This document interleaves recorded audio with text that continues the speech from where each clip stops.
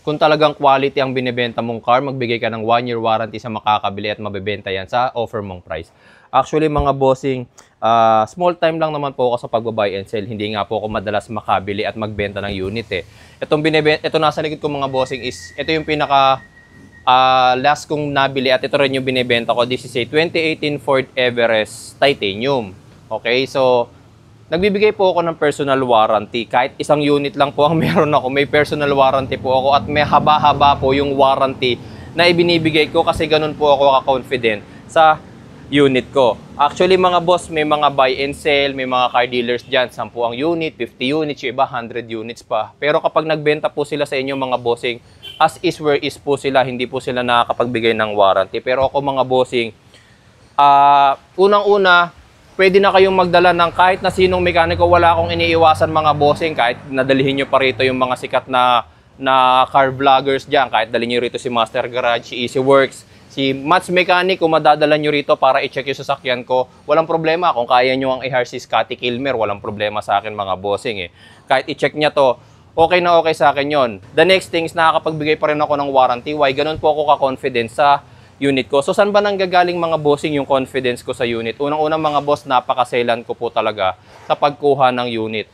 Number 1 rule ko pagdating sa pagbili ng unit mga bossing, kailangan ikaw ang first owner. Okay? Kapag second owner ka na, pass na ako doon. Third owner ka na, pass na ako doon. Hindi rin ako kumukuha sa mga banks mga bossing. Why? Actually, hindi naman sa wala akong tiwala sa banks mga boss. Pero, ang number 1 reason ko kung bakit di ako kumukuha sa mga banks kasi mga bossing, as is where is din ang labanon.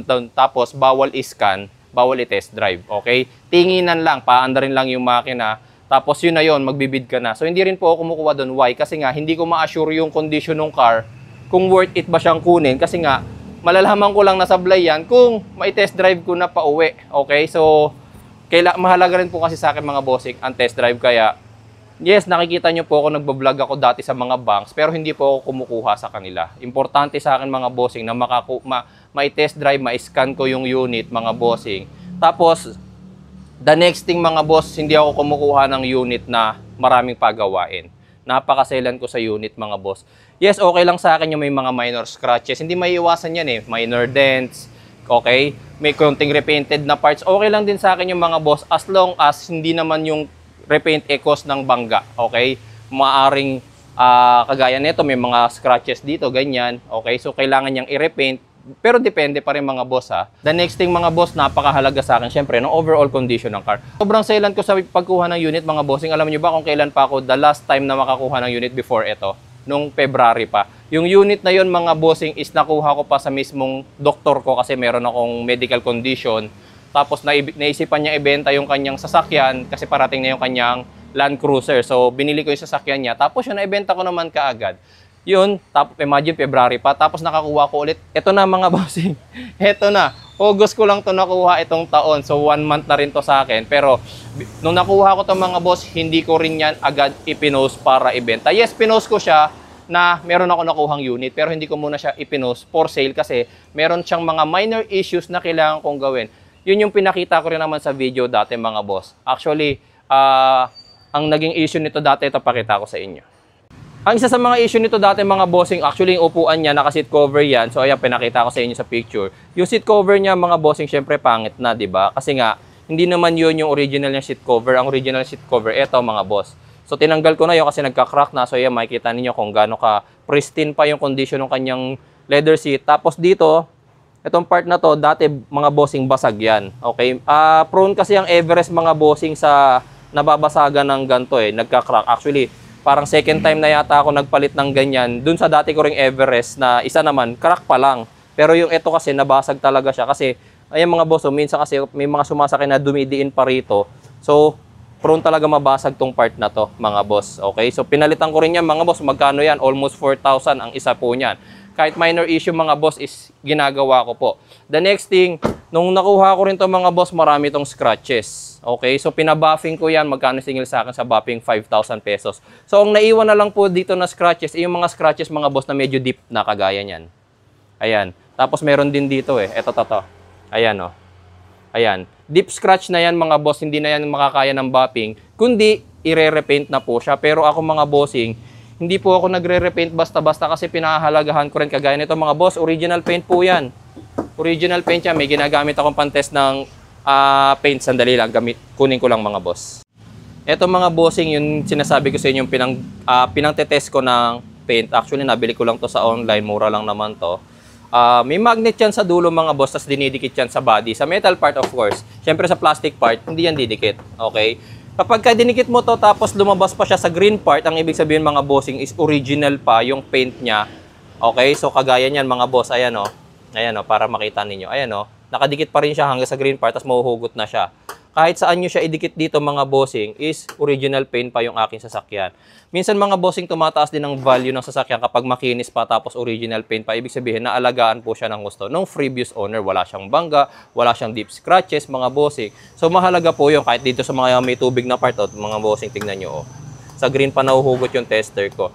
Okay, so ganun po ako kasailan mga boss. Hindi naman po ibig sabihin mga boss na kapag repainted na hindi ko na binibili. May mga cases mga bossing na binibili ko pa rin po siya. Depende po kung bakit siya ni-repaint. Halimbawa kagaya nito. Yan, deep scratch po yan, di ba? Hindi na po kasi makukuha sa bopping yan. So may ibang mga sellers mga bossing na pinapa-repaint nila yan kasi ayaw nila na may ganyan. So hindi naman po yan mare-repaint ng basta-basta kung hindi yan lalagyan ng masilya kasi nga deep scratch na po yan.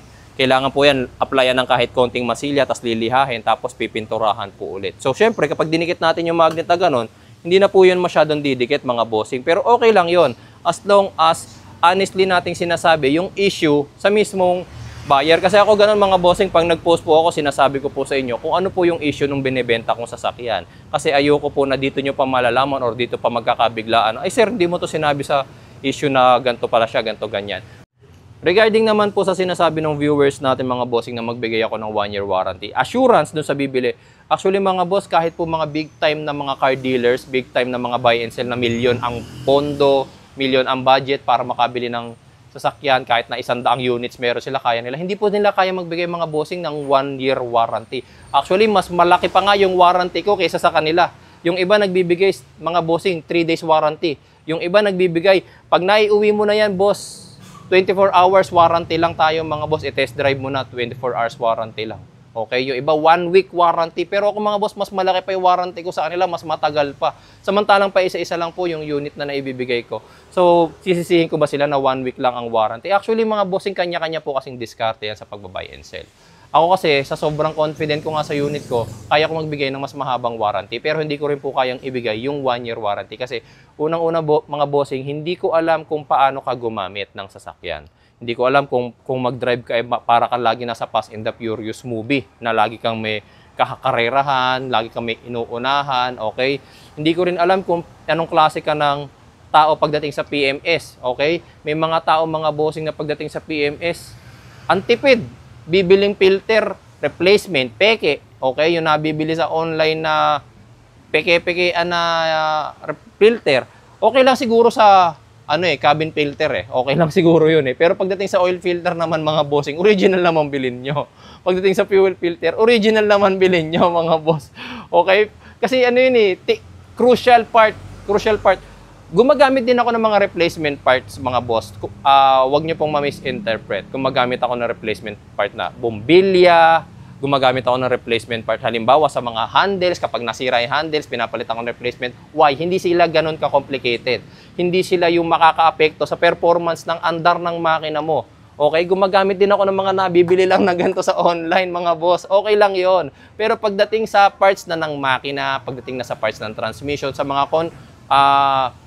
sa mga complicated na pyesa ng mga boss, original po ang dapat nyong ginagamit. Mamaya ikaw yung klase ng tao na ang binibiling langis, yung pinakamura pa. Basta nakalagay lang diesel na engine oil, tapos yung pinakamalapot pa na na mamaya monograde pa yung ginagamit mong langis, samantalang naka-multigrade na dapat tayo. Alam niyo yung mga boss, hindi ka gumagamit ng ayaw mo ng fully synthetic o kahit semi-synthetic man lang, doon ka sa mineral kasi nga mura, di ba? Siyempre, hindi ko alam mga boss kung paano kayo maging car owner, okay? Meron ako nakita dati na car dealership na nakakapagbigay ng 1-year warranty. Meron silang ka-tie up na shop, pero yung warranty mga bossing is binibili. Hindi po siya libre rin. Why? Parang nung time na yon, kung magkano yung value ng car mo, 10% nun yung warranty. Okay, so halimbawa, binili mo ng 1M yung car. Bibili mo yung warranty for 1 year ng 10%. So magkano ang 10% ng 1M? 100,000. Okay, tas nakalista doon yung mga coverage ng warranty. Nung binasa ko yung warranty, okay naman, kaso parang ang bigat pa rin, no? Bibili mo yung warranty na worth 10% ng value ng car. Tapos, wala lang. Wala lang. So, syempre, kasama sa warranty na yon mga bossing, kailangan dun ka sa shop na yon magpapa-PMS. Okay, parang kasa. Parang kasa mga boss, hindi ka pwede magpa-PMS sa labas kasi mabuboid ang warranty mo. So, yung car dealer na yon, yung nakita ko yung warranty nila, okay, ganun pala yung policy nila, bibili mo yung warranty. Tapos, lahat ng PMS na paggagamitan mo, kailangan sa kanila rin. Hindi ka pwede magpa-PMS sa labas. Okay, so alam nyo na. 'Di ba? Alam nyo na wala pala talagang 1-year warranty basta second hand.